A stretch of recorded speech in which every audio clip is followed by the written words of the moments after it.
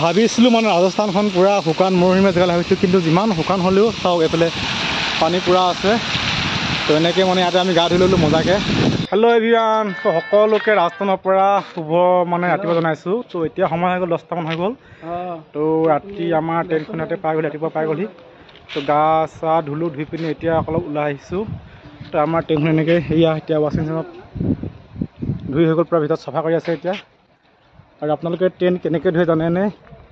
এইফালে চাওক, দুইফালে মানে এনেকৈ থাকে ট্ৰেইন ধুবলৈ। তো মানে ট্ৰেইনখন মাজে মাজে চলাই লৈ যায় আৰু দুইফালে পৰা এইবিলাক দেখিছেনে? এইবিলাক পূৰা ঘূৰি থাকে, এইবোৰ মানে পূৰা ঘূৰি থাকে, এনেকৈ ঘূৰি থাকে। তো ট্ৰেইনখন দুইফালে তেনেকৈ আছে। তো পূৰা ট্ৰেইনখন পূৰা চাফা হৈ যায়, মানে ছাইডকেইটা পূৰা চাফা হৈ যায় তাৰমানে। তো ট্ৰেইনখন এতিয়া সেইখিনি চাফা হৈ গ'ল। তো ভিতৰখিনি ৱাশ্বিং কৰি আছে, তো মানুহ আছে সিহঁতি। তো আমি অকণমান এতিয়া ওলাই যাওঁ ৰাজস্থানৰ, আৰু অকণমান মানে হেৰিটো লৈ লওঁগৈ আৰু দেই অলপ। আৰু আমি আহিছোঁ এইফালে চাহ খাবলৈ আহিছিলোঁ। তো মানে চাহ মানে এইফালে কচুৰি পালোঁ, চাওকচোন। তো মানে এটা কচুৰিত 10 টকা, দুটা লৈ ল'লোঁ 20 টকাত। একদম ডাঙৰ ডাঙৰ কচুৰি, একদম পূৰা পেট ভৰি গ'ল দুটা কচুৰি খাওঁতে। মানে বহুতখিনি মজাকৈ মানে বনাই দিলে। আৰু এইফালে চাওকচোন, এই উট দেখিলোঁ, উট। তো একদম ওচৰৰ পৰা উট দেখিলোঁ, জীৱনত প্ৰথমবাৰ দেখিছোঁ, ইমান ভাল লাগিছে নহয়। তো চাওকচোন, এয়া আগতে কিতাপতহে দেখি আছিলোঁ উট, তো আজি মানে পূৰা নিজ চকুৰে দেখি পালোঁ উট। মজা লাগিলে দেই চাই সঁচাকৈ। আৰু ফ্ৰেণ্ডছ মানে কচুৰি খাব গৈছিলোঁ, কচুৰি খালোঁ আৰু উট দেখিলোঁ, ভাল লাগিলে। তো এইফালে বতৰটো চাওকচোন, ৰাজস্থানত মানে পূৰা গৰম হৈ যায়। তো 40-45 মানে হৈ যায় বুলি কৈছে, কিন্তু আজি বতৰটো অলপ দৰে দৰে হৈ আছে। তো ঠাণ্ডাটো অলপ পাইছোঁ, ভালেই কৰিলোঁ মোৰ।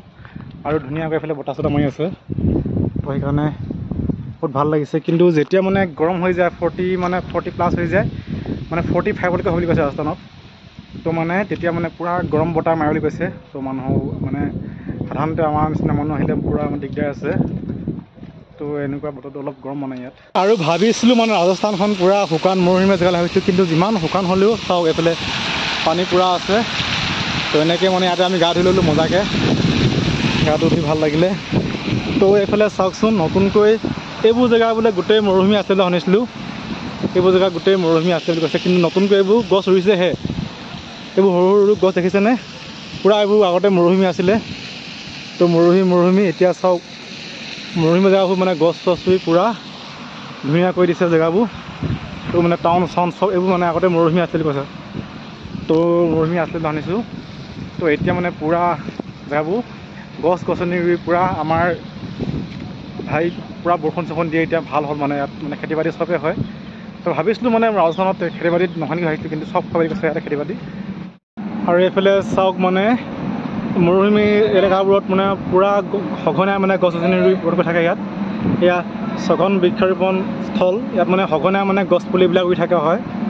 তো এনেকৈ এয়া এখন চাৰ্ট আছে। তো এইফালে মানে এইটো অফিচ নিচিনাকৈ আছে। আৰু এয়া গছ গছনি ভাল পোৱা, যেনেকৈ আমাৰ তাত অসমত যাদৱ পায়েং আছে, তেনেকৈ এইফালেও গছ গছনি ৰুই ভাল পোৱা আছে। ইকবাল, এইবোৰ কি মেঘৰাজ, ৰবি, মীনা, এনেকৈ গছ গছনি ভাল পোৱা মানুহ ইয়াতো আছে। তো এইবিলাক গোটেই গছ গছনি ৰুইছিলে, আগতে মৰুভূমি আছিলে।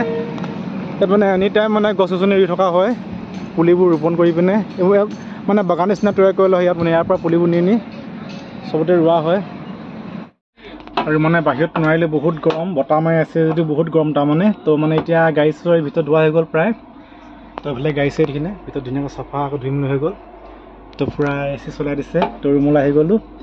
তো মানে আজি মানে দুপৰীয়া ভাত পানী খাই গধূলি ইয়াৰ পৰা আকৌ ৰিটাৰ্ণ আমি ডিব্ৰুগড়লৈ যাত্ৰা আৰম্ভ কৰিম আকৌ পুনৰ। ডিব্ৰুগড়লৈ ঘূৰিম মানে ৰাজস্থানৰ পৰা।